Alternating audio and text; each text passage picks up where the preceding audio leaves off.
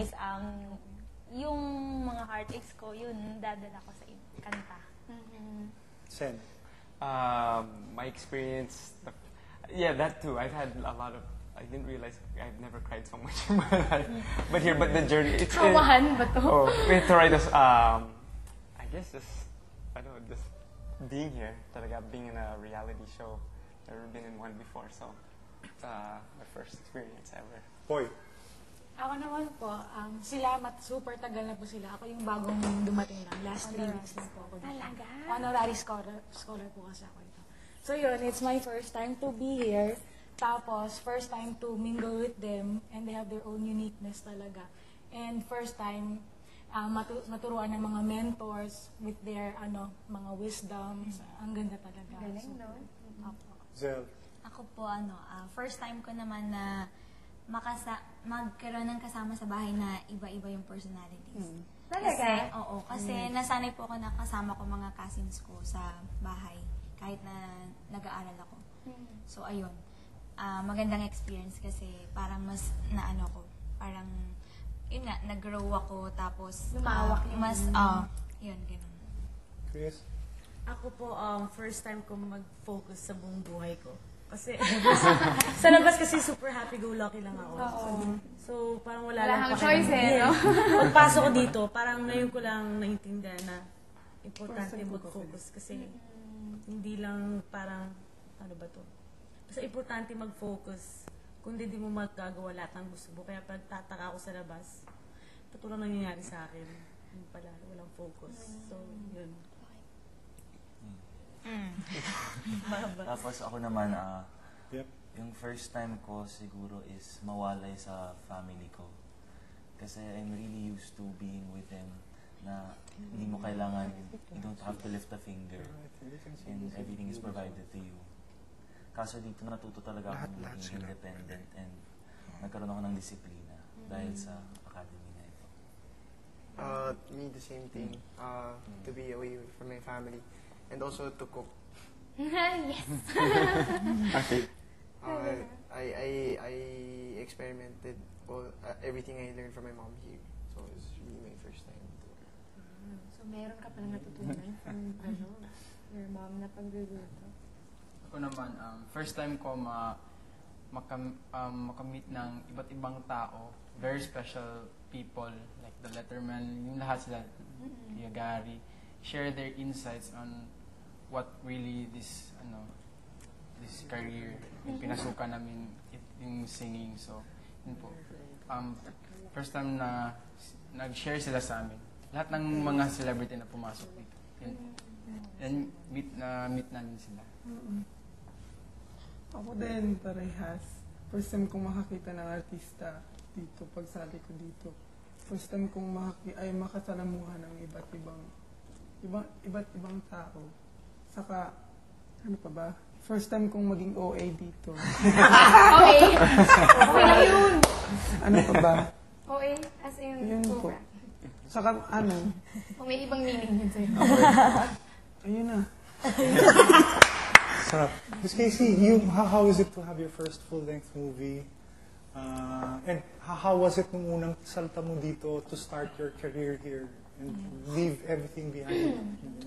Ito na nga yung sasabihin ko, teacher. Si TM! TM. Yung sinabi mong sensitive ka, di ba? Tapos masyado kang emotional. Okay lang yun. Sobrang okay lang yun. Ako, Bex. Ako ba yun? Ilang buwan na kami ninakahawak ng cellphone. Okay lang yan. Okay lang din yun. Okay lang din. Yung masasabi ko dyan, makatulong yan sa trabaho ko. Makatulong. Lumaki ako ganito. Literal itong nararamdaman ninyo, lahat ng tao nanonood, bawat galaw ninyo, bawat pagkakamali ninyo, bawat success, bawat galaw. Kung paano ka magsalita, paano ka gumalaw, paano ka tumawa, paano ka umiyak, anong itsura mo, matangkad ka ba, maliit ka ba, mataba ka ba, payat ka ba, lalaki ka ba, bakla ka ba, babae ka, kung ano, lahat, buksan mo yung puso mo, ito ako. Ang problema doon, kasi yung buong buhay ko, ganun Ito, yan, yung nanonood. buhay ko yun. Simula nung pinanganak ako, simula nung yung the first step that I ever took para makapaglakad, yung mga tao, hinihintay na paano ako sumayaw. Lakad lang yun, ha? Salita, lahat ng tao hinihintay, paano yan kakanta. First time kong umiyak, mga tao, paano yan makapag-arte? Bakit? Kasi yung family ko, nandito sa trabaho ko. So, ine-expect nila, ganun din ako. Before I could learn to walk, ginajudge na paano ako sumayaw. So, one thing I can say, ang hirap di ba? Kasi pinapanood ka lahat na lang ng galaw mo. Kayo nga, bahay for how many tapos halis na kayo. Sana makilala kayo ng tao at magustuhan lahat ng gagawin niyo. Pero, what if maging normal kayo ulit? Masaya. Mamimiss niyo to. Pero don't ever be so pressured na hindi nyo na naaalala kung ano yung ginagawa nyo, ano yung meaning ng lahat ng to. Kasi masyado kayong busy maging celebrity. Paglabas nyo dito, celebrity kayo, kilala na kayong lahat. Titilian na kayo, makikilala na kayo, alam nyo yung pangalan ninyo, lahat ng galaw nyo. Pero, don't think of that habang nandito kayo. Kahit pag lumabas kayo, don't think of that. Tao lang kayo tao lang tayong lahat. Pero okay yan, sensitive ka. Buksan mo yung puso mo. Let go. Let them know who you are. Diba? Maganda yan na sensitive ka. And then, first time mo sa reality show, diba? Ako din! First time ko! Pareho lang tayo. First time mo makakita ng artista, ganun din feeling ko pag nakakita ako ng artista. You always have to be inspired. Your first times, that's inspiration. First time makita yung si Gary Vee, inspiration yun. Always be inspired because one day you will inspire other people. But don't think of it that way. Because you'll think, wow, galing ko. Katangan yun. Diba? Kasi mawawala na mawawala yung rason kung bakit kayo magaling. Mawawala yung lahat ng whatever made you this now. Kasi masyado nang lumaki yung mundo ninyo. Diba? And then, there's a difference. One thing na natutunan ko rin, I'm only telling you what I've learned from other people also. There's a difference between being an artist and being artista. Ewan ko kung ano yung goal nyo para pumasok dito. Para ba sumikat? Para ba gumaling? Maraming matutunan?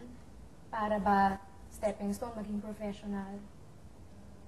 Alam niyo ba't kayo nandito? Kung gusto nyo sumikat, mangyayari yun. Nangyari na. Hindi nyo pa alam kasi nandito kayo. So, huwag nyo iisipin yung kasikatan or anything. Mangyayari yun. Pero just remember why you're here. Because an artist feels. An artist, ito, I'm learning now. Kay Direct Joyce, kung hindi dahil sa kanya, hindi ako ganito katotoong tao. Masyado akong guarded nung first shooting day namin. Ayokong umiyak, ayokong ipakita. Natatakot akong makita ng tao yung tunay na emotion ko.